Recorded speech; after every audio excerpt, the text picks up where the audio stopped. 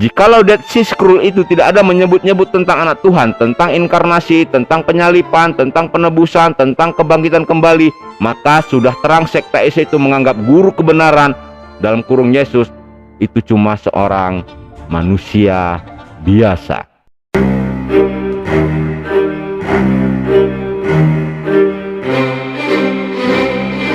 Assalamualaikum warahmatullahi wabarakatuh. Kali ini kita ketemu ke part yang ketiga, yaitu pembahasan mengenai buku kontroversial yang berjudul Dead Sea Scroll, karangan daripada penulis tempo dulu yang bernama Yusuf Saub. Dan terakhir kita membaca sampai di halaman 22. Sekarang kita akan membahas part 3, yaitu tentang nama Esari. Harap bijak mendengar isi buku ini agar jangan salah paham. Sebaiknya tonton dari awal agar tidak terjadi sesuatu hal yang mungkin di luar konteks yang benar-benar untuk menambah wawasan. Sekarang kita maju selangkah untuk melakukan penelitian nama sekta Esai ini. Philo menyebutnya Esai, Pliny menyebutnya Hessenes, Josephus menyebutnya Esen. Kedua ejaan pertama yang berasal dari Philo. Justru karena itu kita akan menumpukan perhatian pada ejaan pertama. Philo menyebutnya berasal dari kata Greek posio, sama dengan kesunyian. Dapatkah keterangan Philo ini diperpegangi? Jikalau sekta Ese ini atau sekte Ese ini adalah sekte Dead Sea Scroll, maka perlu diinsafi bahwa sekte Dead Scroll ini tidak pernah memberikan nama terhadap dirinya. Jadi sebutan Ese itu adalah nama yang didengar Philo dipanggilkan kepada orang sekte tersebut. Justru karena sekte itu sekte Yahudi dan orang di sekitarnya yang memanggilnya sekte itu dengan Esai adalah orang-orang Yahudi, dan Philo sendiri seorang Yahudi. Seharusnya ia mencari akar kata itu bukan pada bahasa Greek, akan tapi mencarinya pada bahasa Ibrani. Karena Philo sendiri seorang Yahudi, mungkin Philo tidak menjumpai sesuatu kata dalam bahasa Ibrani dengan ejaan Esai. Kebetulan lagi suara gluduk-gluduk, kita lanjutin terus. Justru karena itu dia tidak dapat memadamkan artinya, lalu berpaling mencari akarnya pada bahasa Greek. Dalam hal ini Philo dipengaruhi oleh suatu keinginan keras untuk mengetahui arti kata Ese itu. Terdorong oleh desakan keinginan ini, dia melupakan kemungkinan aspek lain dari asal nama tersebut. Philo sendiri berdiam di Alexandria. Jarak geografis antara Alexandria dengan Judea pada masa itu menyebabkan rintangan geografis untuk berkomunikasi secara wajar. Justru karena itu dapat dipahamkan kenapa Philo meraba-raba di dalam keinginannya untuk mengetahui arti kata Ese itu. Sekarang kita maju selangkah lagi untuk meneliti kemungkinan aspek lain dari nama asal Ese itu berada di luar aspek yang dikemukakan Philo. Titik tolak bagi penelitian ini ialah nama Yesus yang berasal dari sebutan Greek sama dengan Ilesos, dan sebutan Greek ini berasal dari sebutan Ibrani Yesua. Di dalam ejaan Arab disebut Isa. Al-Quran, kitab suci orang Islam, tidak pernah menyebutkan Yesus itu kecuali dengan sebutan Isa di dalam bahasa Ibrani, seperti juga dalam bahasa Arab untuk menunjukkan nisbat dalam kurung relasi.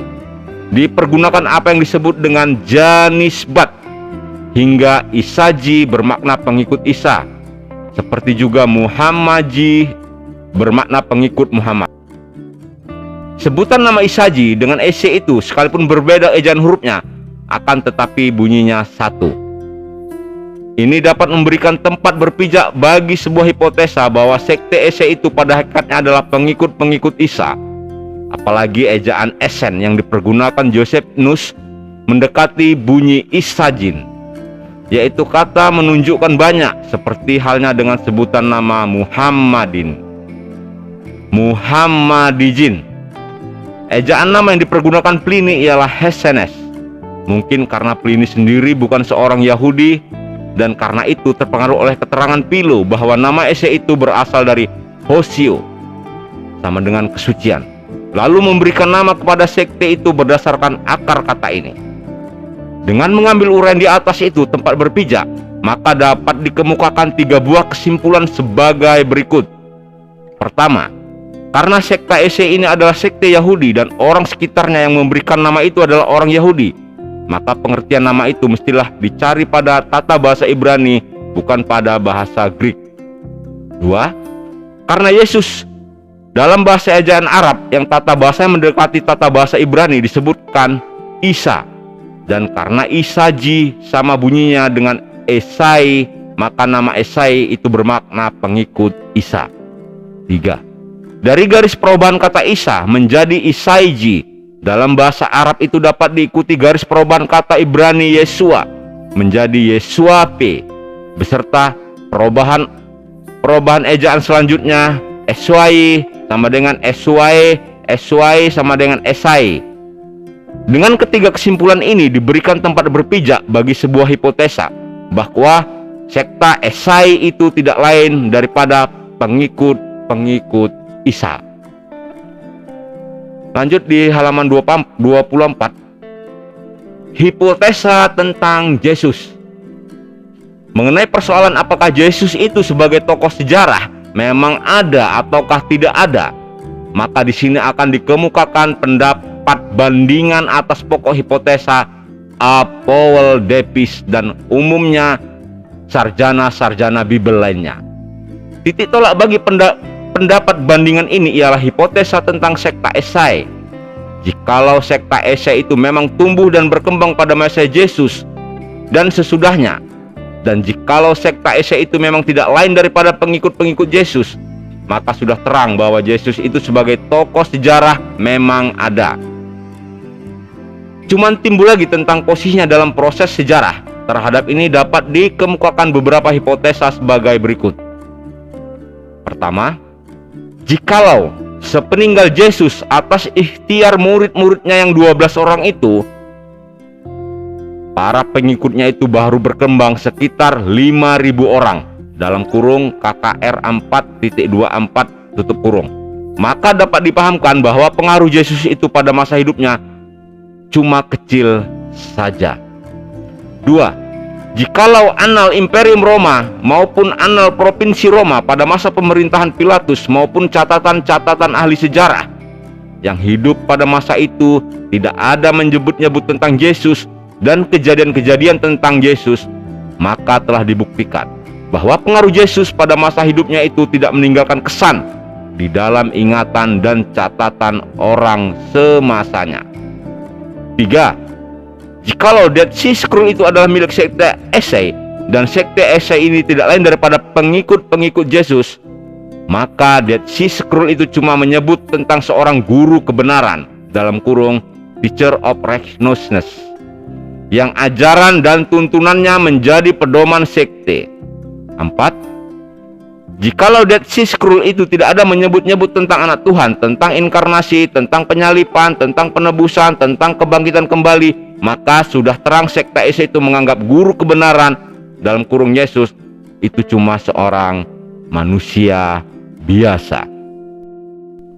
Berdasarkan rangkaian hipotesa itu di atas, dapat diperoleh sedikit gambaran tentang peranan dan posisi Yesus yang sebenarnya. Dia muncul sebagai guru kebenaran, merasakan ajaran warisan Musa telah diselewengkan oleh mazhab Saduki dan mazhab Farisi.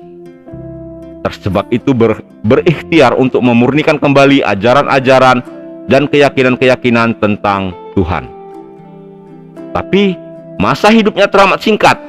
Kesempatannya untuk menyebarkan ajarannya cuma 1 tahun, dalam kurung Matius, Lukas, Markus tutup kurung, atau 3 tahun saja dalam kurung Yahya.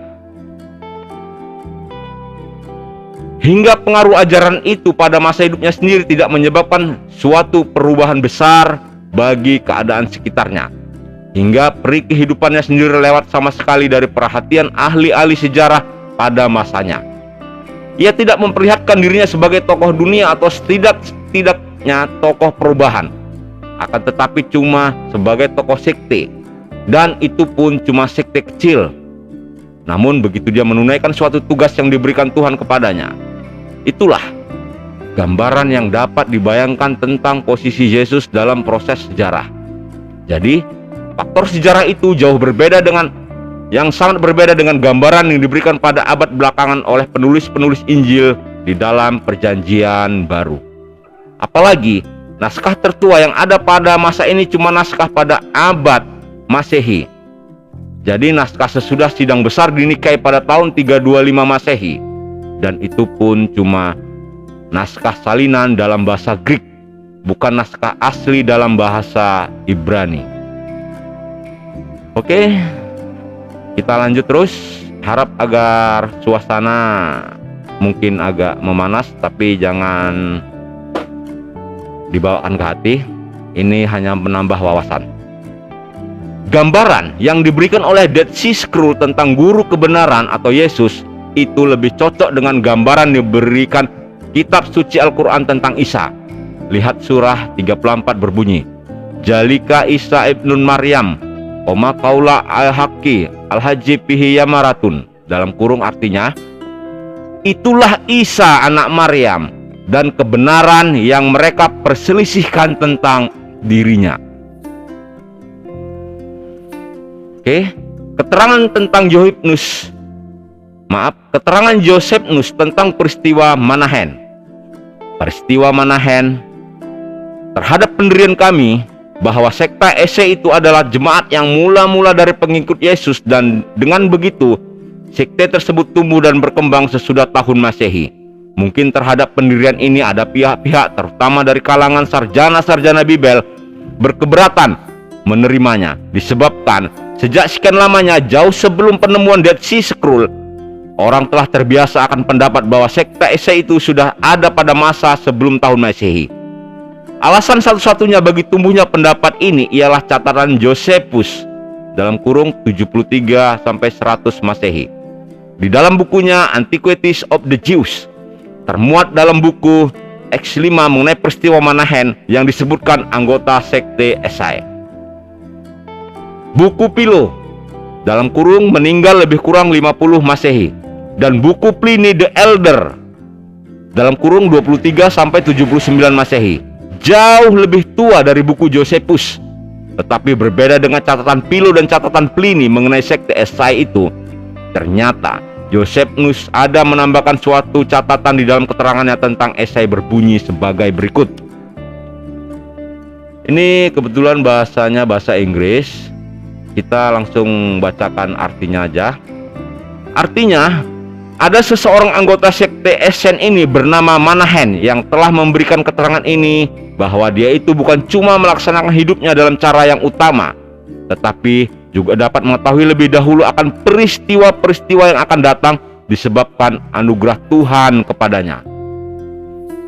Orang ini pada suatu kali menampak Herod sewaktu masih anak-anak, tengah pergi ke sekolah, lalu memberi hormat kepadanya sebagai raja orang Yahudi.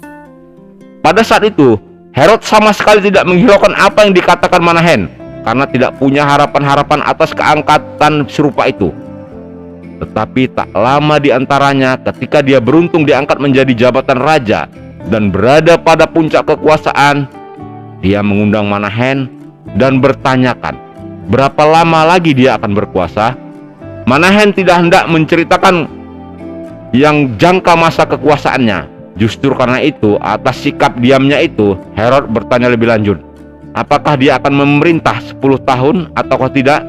Manahen menjawab, ya 20-30 tahun, tetapi tidak memberikan batas tertentu atas masa kekuasaannya. Herod merasa puas atas jawaban itu, memberikan tangannya kepada Manahen dan melepas pergi. Semenjak saat itu, Herod terus-menerus menghormati seluruh anggota sekte Esen. kami pikir adalah layak untuk menyampaikan kenyataan-kenyataan ini kepada para pembaca kami. Betapa anehnya mereka itu memberitakan apa yang sudah terjadi di antara kita, karena banyak di antara anggota sekte SN ini oleh cara hidupnya yang utama itu terpikir orang bahwa cukup berharga bagi pengetahuan ini yang berasal dari ilham. Baik, part 3 saya akhiri sampai di sini dulu. Kita sudah sampai di halaman 27 dengan Alenia. Demikian petikan catatan pada keterangan Josephus. Di situ nanti di kita part berikutnya kita mulai. Atas perhatian dan kesempatan Anda menonton channel ini, kami ucapkan banyak terima kasih.